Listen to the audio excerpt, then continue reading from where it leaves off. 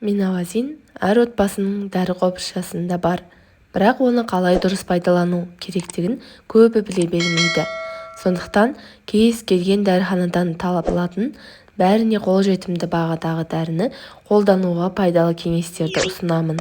Достар, алдымен каналыма жазылып қоюларыңызды сұраймын. Радикулит. Радикулит кезінде мойынды, желке тұсын, омыртқаны майлаңыз. Бұл дертіңізді айтарлықтай жеңілдетеді. Ұзақ уақыт бойы тұрақты түрде денеңізді майлай отырып, буындардағы тұздардың шөгуін толық емдеуге болады. Жүрек ауырғанда, бас ауруы, тіс мазаласа, құлақтың айналасын күніне 2 рет майлау керек. Аяқтарыңыз ауырып, мүлдем көтере алмайтындай болсаңыз, күніне 1 мезгіл табан мен тізелеріңізді майлаңыз. Нәтижесі керемет болады. Миновазин құлақ ішіндегі құлықты тоқтатып, ауырсынуды және қабынуды жояды. Безеуге мини-компресс жасауға болады. Ол үшін мақтаға миновазин сіңіріп, кішкене саусақпен қысасыз, сосын безеуге жағасыз. Егер бас ауруы мазалап жүрген болса, миновазинді шекеңіз бен самайыңызға жағыңыз. Әсері бірден байқалады.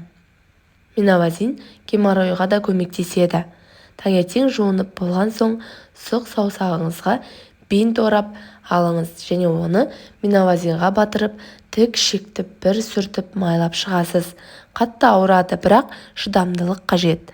Осы процедураны 5 рет қайталағаннан кейін геморройды мәңгіге ұмытасыз.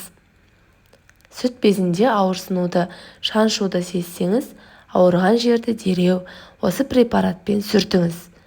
Ауырсынуды тез басылып, қабынуды жояды. Онкологиялық аурулар кезінде қолдануға болмайды. Суық тиіп, жөтел мазаласа, денеңізді миновазинмен сүртіңіз. Арқа мен кеудені аталған препаратпен сылап, кейін бірден жылы орамал немесе жүн свитерді киіңіз де жылы төсекке жатыңыз. 2-3 рет жасау арқылы жөтелден құтылуға болады және сіз қайта ауырып қалмайтын боласыз. Егер сізде ангина басталса, дәрігер тағайындаған дәрі-дәрмектерден басқа миновазинмен тамақ аймағын сүртіңіз. Жылы оранып жатыңыз. Ал мұрын бітеліп жатса, алдымен бір мұрын тегісін жауып, иіскеп, содан кейін басқасын жауып, иіскеп қайталасаңыз болады. Еріндегі герпес. Мақта дискісін миновазин ерітіндісіне малып алып, ауру аймағына басып тұрыңыз. Герпестің орнына миновазин жақпамайын жағуға да болады. Құлақ ауруы. Мақта спиртті ерітіндімен сулап, құлаққа күніне 2 рет 15-20 минутқа жағыңыз. Венаның варикозды кеңею кезінде миновазинді пайдалану аяқтағы ауырсыну мен ауырлық сезімін жояды.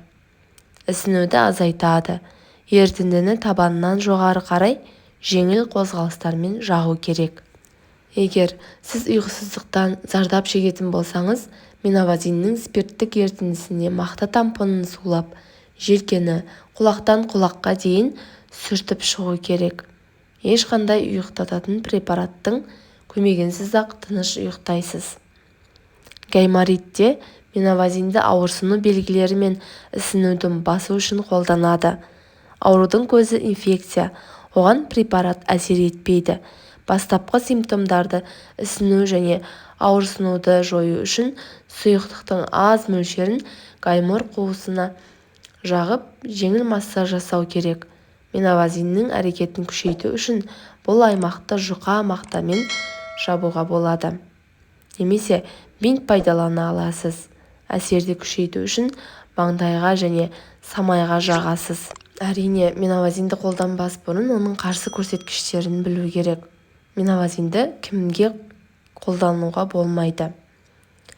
Препараттың кез келген компоненттеріне жоғары сезімталдық, терінің тұтастығын бұзу немесе тағайындалған қолдану орнындағы қабыну тері аурулары, яғни соның ішінде дерматит, экзема болса, жүктілік, лактация және 18 жасқа дейінгі балалар.